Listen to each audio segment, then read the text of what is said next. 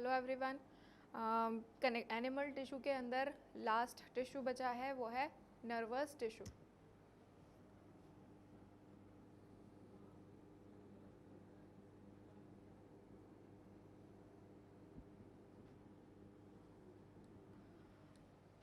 Nervous tissue अपनी human body के अंदर या एनिमल बॉडी के अंदर पूरा एक नर्वस सिस्टम का फॉर्मेशन में हेल्प करता है। नर्वस सिस्टम की एक सबसे स्मॉलेस्ट यूनिट होती है जिससे पूरा नर्वस सिस्टम बनता है, वो है न्यूरॉन।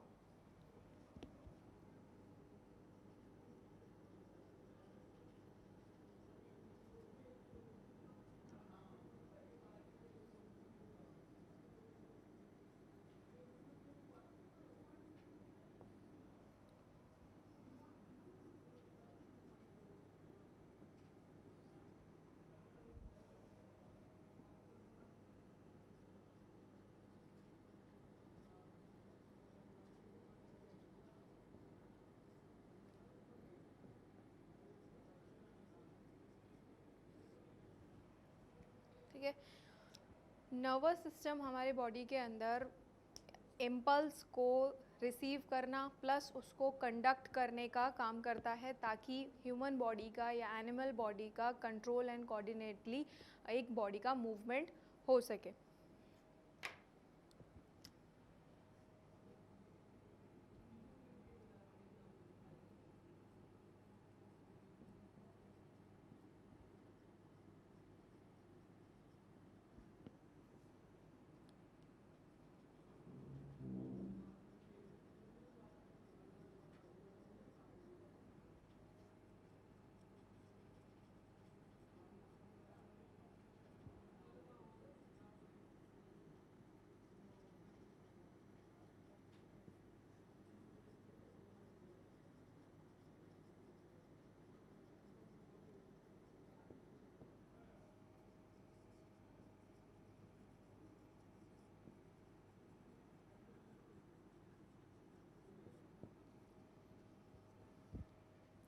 ठीक है, नर्वस सिस्टम के दो इम्पॉर्टेंट फीचर्स होते हैं। एक नंबर सबसे पहला है एक्साइटेबिलिटी, मतलब कि अगर कहीं भी बाहर से कोई भी रिस्पॉन्स आता है या स्टिमुलस हमारी बॉडी अगर फील करती है तो जो नर्व्स हैं, नर्व इम्पल्स हैं, वो एक्साइट हो जाते हैं। ठीक है, एक्साइट होने के बाद जो दूसरा इनका फंक्शन है वो है कंडक्टिविटी, मतलब कि अगर सपोज़ एक हॉट ऑब्जेक्ट को टच किया है तो जो यहाँ के न्यूरॉन्स होंगे वो क्या होंगे, एक्साइट होंगे, प्लस वो क्या करेंगे, उस इम्पल्स को कंडक्ट करेंगे टू द ब्रेन। ठीक है, तो दो इम्पॉर्टेंट फीचर्स होते हैं नर्वस सिस्टम के, वो है excitability and conductivity.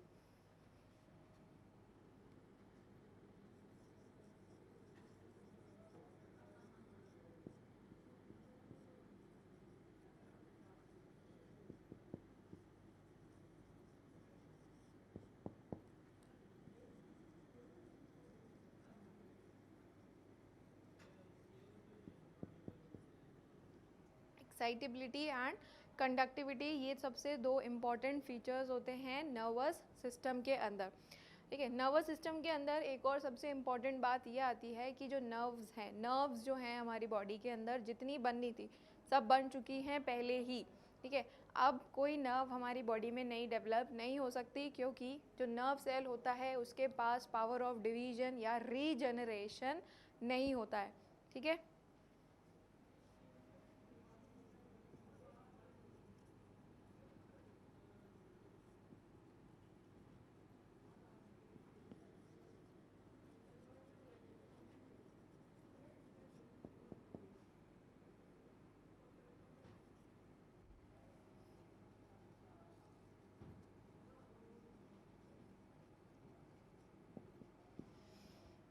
Power of division यानी कि एक नर्व सेल से दूसरा नर्व सेल डिवाइड होके कंटिन्यूसली बनता रहे। ठीक है, ऐसा कुछ भी नहीं होता है, नर्व्स जो हैं जितनी बननी थी बन चुकी हैं।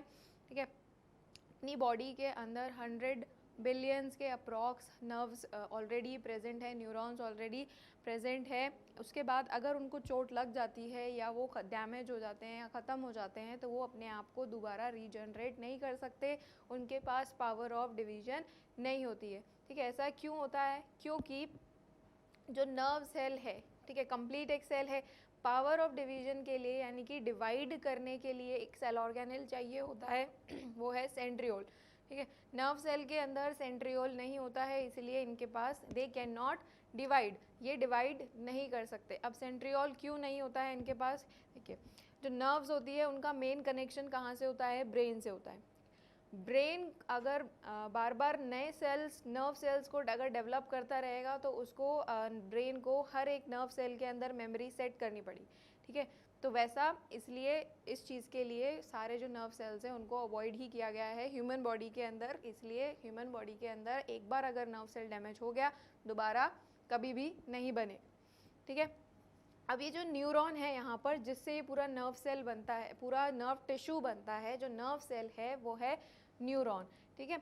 न्यूरॉन एंड नेफ्रॉन, इन दोनों टर्म्स में कंफ्यूजन होता है। न्यूरॉन नर्वस सिस्टम में आता है और नेफ्रॉन जो है वो एक्सक्रीटरी सिस्टम में आता है। Nephron is a part of kidney और न्यूरॉन जो है वो है पार्ट नर्वस सिस्टम का, ठीक है। अब ये जो न्यूरॉन होता है इस न्यूरॉन के कुछ पार्ट्स होते हैं।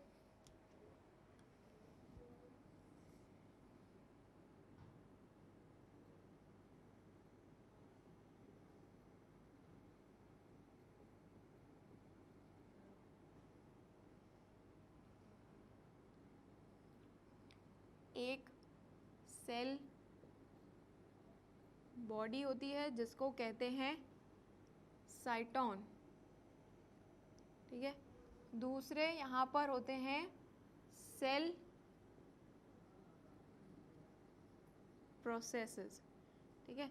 सेल प्रोसेस यहाँ पर दो तरीके के होते हैं और वो हैं सबसे पहले डेंड्राइट्स,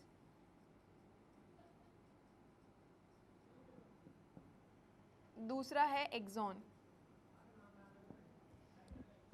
ठीक है।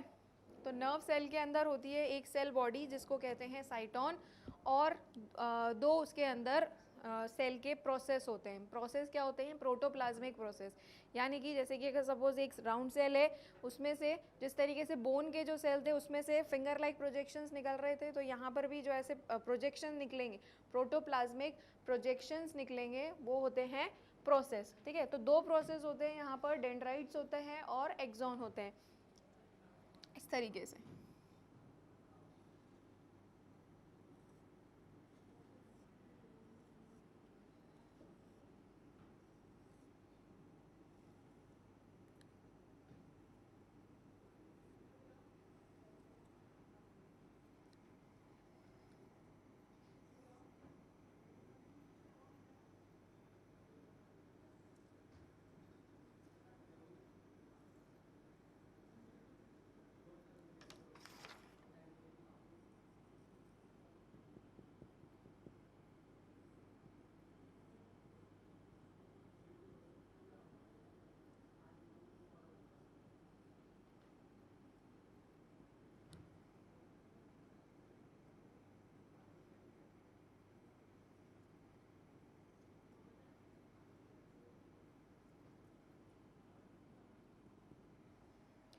इस तरीके से एक नर्व सेल होता है और बहुत सारे नर्व सेल्स मिलाकर एक नर्वस टिश्यू और एक पूरी नर्व बनाते हैं।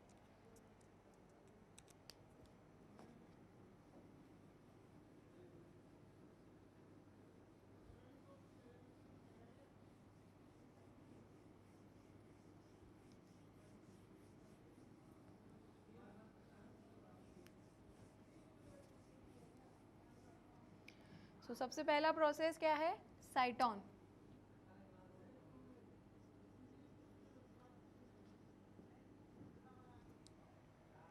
तो साइटोन क्या होता है? साइटोन जो है उसको सेल बॉडी भी कहते हैं। मेन जो सेल पार्ट है दैट इज द ये साइटोन, ये जो ऊपर इतना जो पार्ट है दिस इज साइटोन,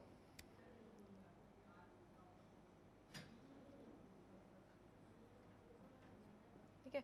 ये जो पार्ट है दिस इज साइटोन और आप देख सकते हैं इसी में से ही ये दो प्रोटोप्लाज्मिक प्रोसेस निकल रहे हैं, कुछ निकल रहे हैं यहाँ पे, दीज आर डेंड्राइट्स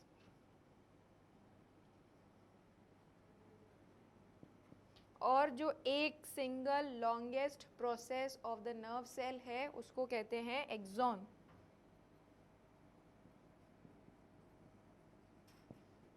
ठीक है। तो साइटोन को सबसे पहले it is also known as cell body.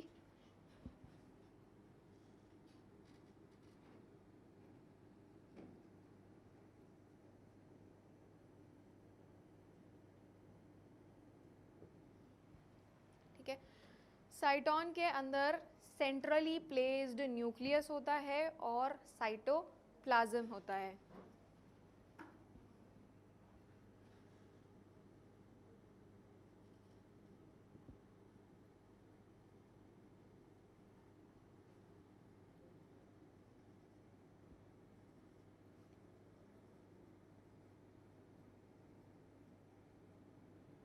ठीक है, बिल्कुल सेंटर में यहाँ पर न्यूक्लियस प्रेजेंट है। This is nucleus. ठीक है, और ये जो यहाँ पर फिल्ड है दैट इज साइटोप्लाज्म।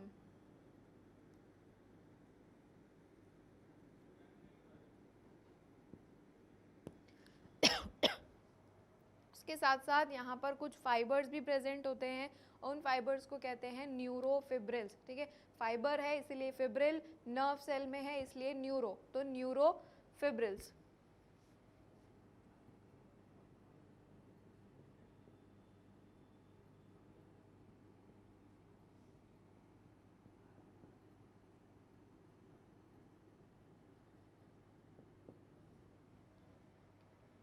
और यहाँ पर कुछ राइबोसोमल ग्रैन्यूल्स भी प्रेजेंट होते हैं जिनको कहा जाता है निजल्स ग्रैन्यूल्स। ठीक है, सिंपल इस तरीके से ग्रैन्यूल्स।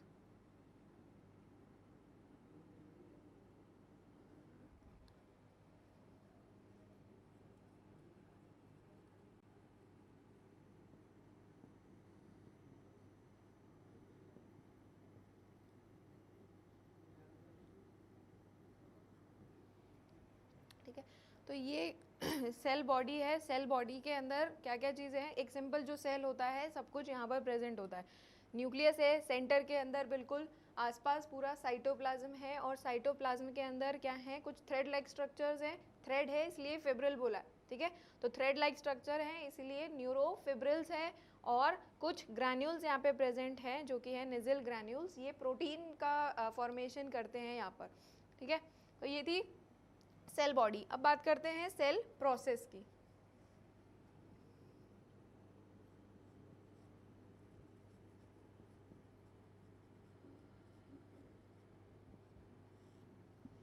सेल प्रोसेस क्या होते हैं? प्रोटोप्लाज्मिक एक्सटेंशंस होते हैं।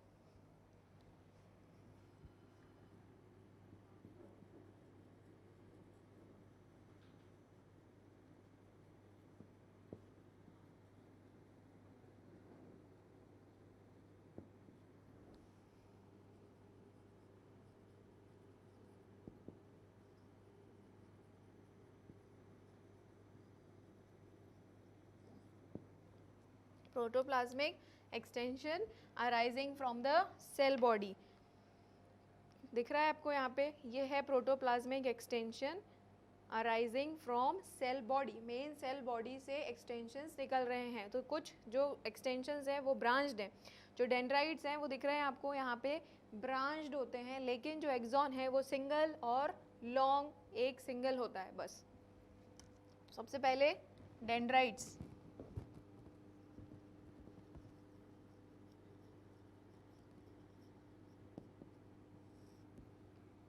ठीक है, तो डेंड्राइट्स क्या होते हैं? डेंड्राइट्स वन और मोर टेपरिंग प्रोसेस होते हैं, एक से ज़्यादा हैं।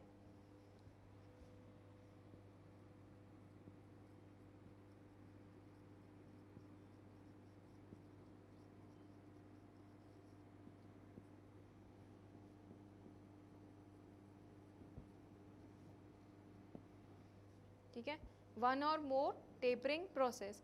ठीक है, इनके अंदर भी ये देखिए, ये जो पार्ट है ये है ये पार्ट होता है डेंड्रॉन, और डेंड्रॉन से निकलते हैं डेंड्राइट्स। तो इनके पास भी यहाँ पे भी साइटोप्लाज्म है, तो साइटोप्लाज्म है तो यहाँ पर भी ये दोनों चीज़ें होंगी, न्यूरोफिब्रिल्स भी होंगे और निजल्स ग्रैन्यूल्स भी होंगे।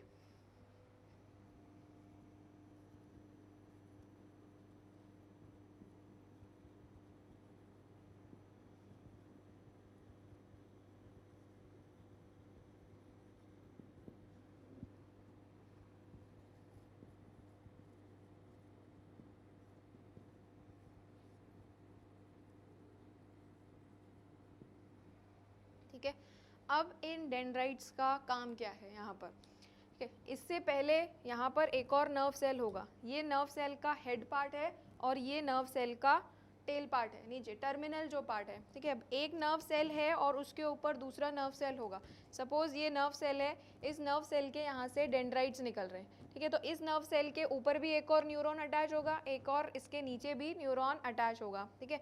तो ये जो नर्व सेल है, इसके जो डेंड्राइट्स हैं, अगर सपोज यहाँ पर इम्पल्स आया तो ये डेंड्राइट क्या करेंगे, इम्पल्स को लेकर कहाँ ले जाएंगे, साइटोन के पास, क्योंकि मेन सेल बॉडी तो वही है। तो डेंड्राइट्स क्या करते हैं, इम्पल्स को लेकर कहाँ जाते हैं, साइटोन के पास जाते हैं।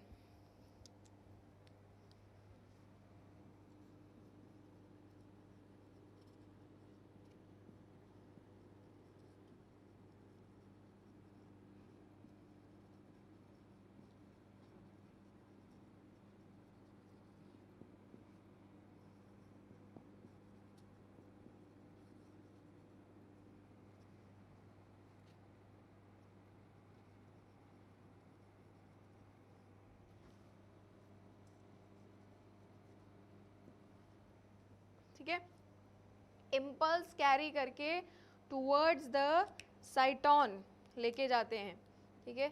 यहाँ से यहाँ इम्पल्स को यहाँ भेजेंगे। तो इजीली इसको लर्न कर सकते हैं कि dendrites carry impulse towards the साइटोन, ठीक है। तो ये हो गया है डेंड्राइट्स। अब बात करते हैं एक्सॉन की।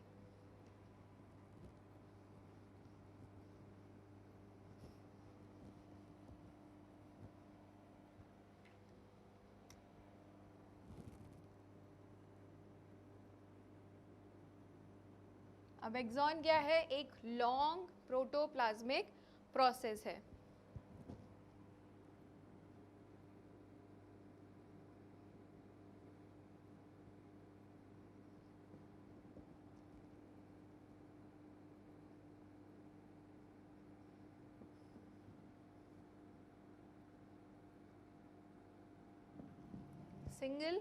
सिंगल लॉन्ग सिलेंड्रिकल प्रोसेस, ठीक है। अब इसका क्या काम है, इसका काम है, अब सपोज अगर इम्पल्स आया है हेड पार्ट में, यहाँ से डेंड्राइट्स ने इम्पल्स लेकर साइटोन तक पहुँचाया है, तो अब नेक्स्ट वाले न्यूरॉन के हेड तक पहुँचाने के लिए उसको कहाँ से जाना पड़ेगा, एक्सॉन से, ठीक है। तो डेंड्राइट्स का काम क्या था, इम्पल्स को लेके सेल बॉडी तक टुवर्ड्स द सेल बॉडी पहुँचाया, लेकिन एक्सॉन का काम क्या है, इम्पल्स को अवे फ्रॉम साइटोन ले जाने का काम है। कैरी इम्पल्स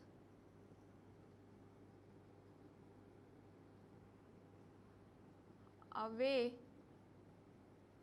फ्रॉम साइटोन, ठीक है। यहाँ देखिए टुवर्ड्स द साइटोन, अवे फ्रॉम साइटोन, ठीक है। यहाँ से सब इम्पल्स लिया और गया कहाँ, वो towards the cyton, cell body की तरफ। अब सेल बॉडी से इम्पल्स दूसरे सेल में जाएगा, तो दूसरे सेल में जाने के लिए कहाँ आएगा, यहाँ से जाएगा, ठीक है। और यहाँ पे अभी हम नेक्स्ट पढ़ेंगे कि वो किस तरीके से जाता है। तो कैरी इम्पल्स अवे फ्रॉम साइटोन, ठीक है। यहाँ पर जो कवरिंग है, इस एक्सॉन की जो कवरिंग है उसको कहते हैं, जैसे प्लाज्मा मेम्ब्रेन होता है, प्लाज्मा लेमा, वैसे ही यहाँ पर एक्सॉन की बात कर रहे हैं तो एक्सोलेमा।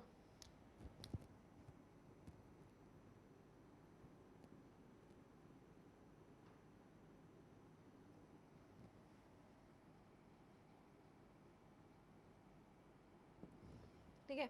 अब ये जो न्यूरॉन्स होते हैं वो दो तरीके के होते हैं। यहाँ कंप्लीट हो गया एक्सॉन। अब हम बात करते हैं एक कंप्लीट न्यूरॉन की। ये जो न्यूरॉन है ये दो तरीके के होते हैं।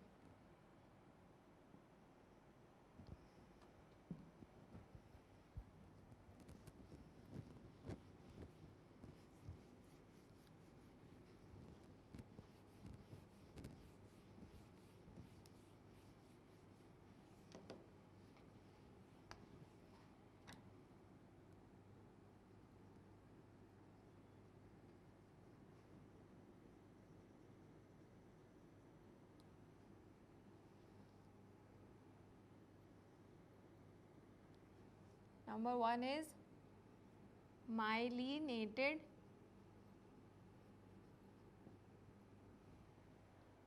and non-myelinated.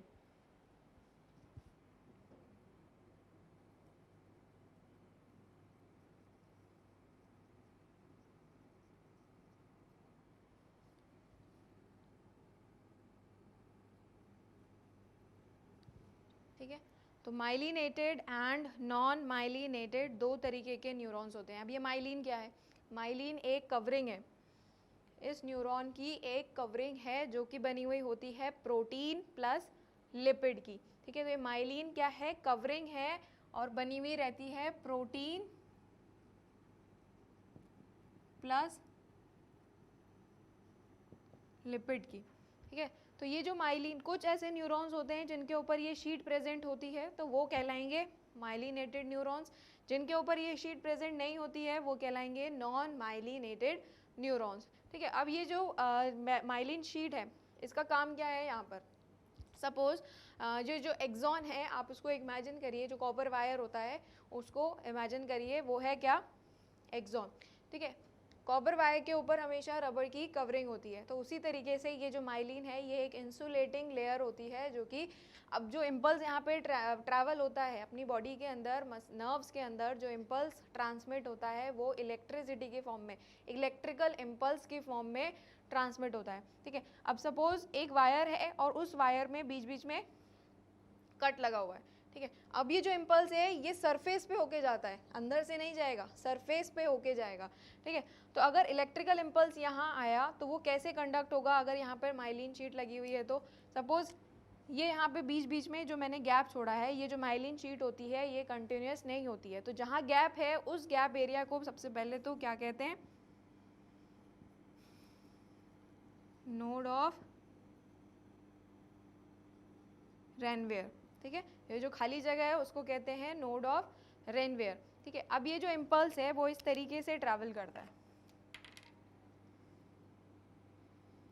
यहाँ से इम्पल्स यहाँ जंप करेगा, फिर यहाँ से यहाँ जंप करेगा और फिर यहाँ से यहाँ जंप करेगा. तो ये इलेक्ट्रिकल इम्पल्स जहाँ जहाँ माइलिन शीट है वहाँ नहीं जा रहा है, जहाँ कट है वहाँ जंप करता हुआ जा रहा है. ठीक है, तो जहाँ पर इम्पल्स फास्टर वे में पहुँचता है, ठीक है, वो वहाँ पर ज़्यादातर माइलिनेटेड न्यूरॉन प्रेजेंट होते हैं. क्योंकि देखो अगर माइलिन शीट नहीं होती तो इम्पल्स स्ट्रेट जाता, क्योंकि कहीं पर भी इंसुलेटिंग शीट नहीं है तो इम्पल्स जो है वो स्ट्रेट जाता. लेकिन यहाँ पर बीच बीच में माइलिन शीट है जो कि कंटिन्यूस नहीं है, तो इम्पल्स क्या करता है? जंप करता हुआ जाता है. सीधी सी बात है, अगर सीधा चल के जाएंगे या जंप करते हुए जाएंगे, जंप करेंगे तो जल्दी पहुँचेंगे.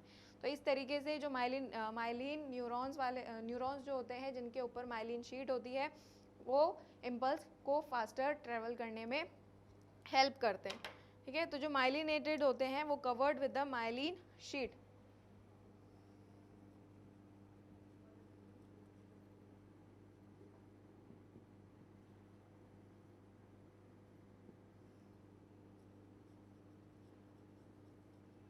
ठीक है, और नॉन माइलिनेटेड आर नॉट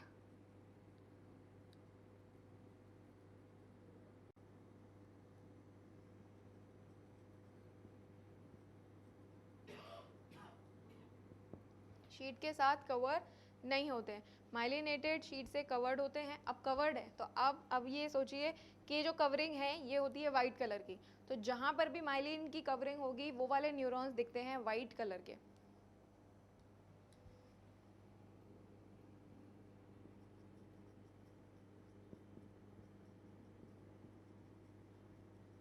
और जहाँ पर कवरिंग नहीं होती है वो वाले न्यूरॉन्स होते हैं ग्रे कलर के.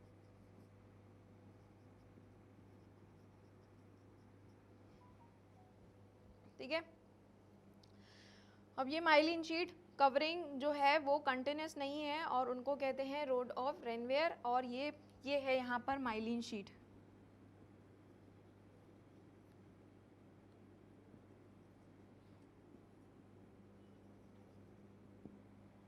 ठीक है, अब ये जो पार्ट मैंने यहाँ पर बनाया है ये क्या था? पूरा एक्सॉन. और ये जो पार्ट है इनको कहते हैं एक्सॉन टर्मिनल.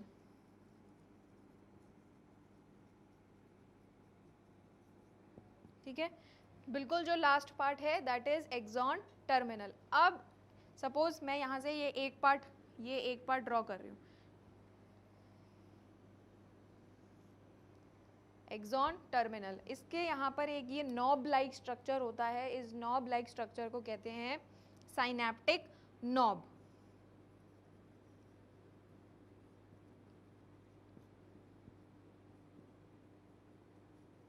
ठीक है, एक लास्ट में पूरा एक्सॉन टर्मिनल था, उसके वहाँ पर एक ऐसा गोले जैसा स्ट्रक्चर है ऐसे इस तरीके से, जिसको कहते हैं साइनेप्टिक नॉब। ठीक है, अब ये साइनेप्टिक नॉब के आगे क्या होगा, डेंड्राइट होगा, नेक्स्ट न्यूरॉन का डेंड्राइट होगा। ठीक है, ये है नेक्स्ट न्यूरॉन की डेंड्राइट। ठीक है, अब ये जो दोनों एक्सॉन टर्मिनल यानी कि साइनेप्टिक नॉब और एक्सॉन का डेंड्राइट का पार्ट, ये दोनों ऐसे बिल्कुल कंटिन्यूसली ऐसे चिपके हुए नहीं होते, इनके बीच में थोड़ा सा गैप होता है। ठीक है, तो ये जो गैप है एक एक्सॉन टर्मिनल और नेक्स्ट डेंड्रॉन में, उसको कहते हैं साइनैप्स।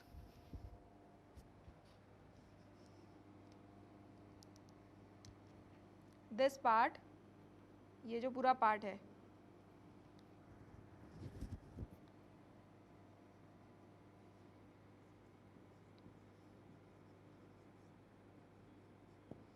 ठीक है, साइनेप्टिक नॉब और नेक्स्ट नर्व सेल का जो डेंड्राइट है, उन दोनों के बीच में कुछ गैप होता है थोड़ा सा, उस गैप को कहते हैं साइनैप्स। ठीक है, जैसे ही इलेक्ट्रिकल इम्पल्स जंप होता हुआ बिल्कुल यहाँ तक पहुँचता है एक्सॉन के साइनेप्टिक नॉब में, तो इलेक्ट्रिकल इम्पल्स इस पतले से इस छोटे से पार्ट के अंदर केमिकल में कन्वर्ट होता है, फिर वो केमिकल इस गैप को ओवरकम करते हैं और फिर जैसे ही वो नेक्स्ट डेंड्राइट के हेड तक पहुंचते हैं, वहाँ पर वो वापस से इलेक्ट्रिकल इम्पल्स में कन्वर्ट हो जाते हैं। ठीक है, तो ये था नर्व सेल।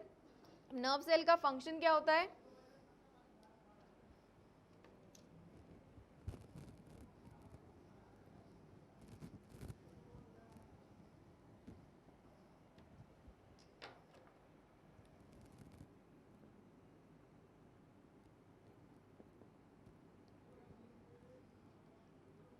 helps in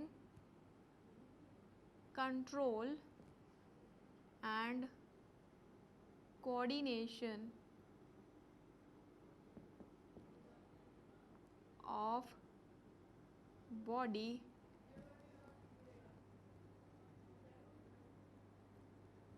ठीक है, बॉडी के जितने भी मूवमेंट होते हैं उनको कंट्रोल और बिल्कुल कोऑर्डिनेटली प्रोसीड करने में हेल्प करता है। ठीक है, तो जितनी भी बॉडी की एक्टिविटीज़ होती हैं सबको कंट्रोल करके रखता है।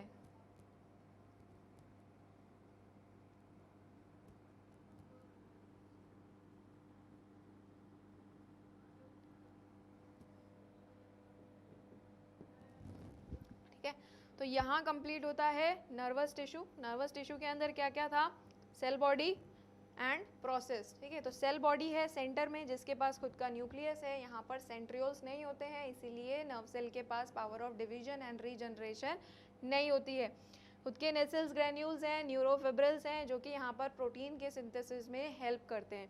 दो प्रोसेस है जो कि कुछ हैं ब्रांच्ड और कुछ है सिंगल, तो जो ब्रांच्ड है उनको कहते हैं डेंड्राइट्स और जो सिंगल है उसको कहते हैं एक्सॉन।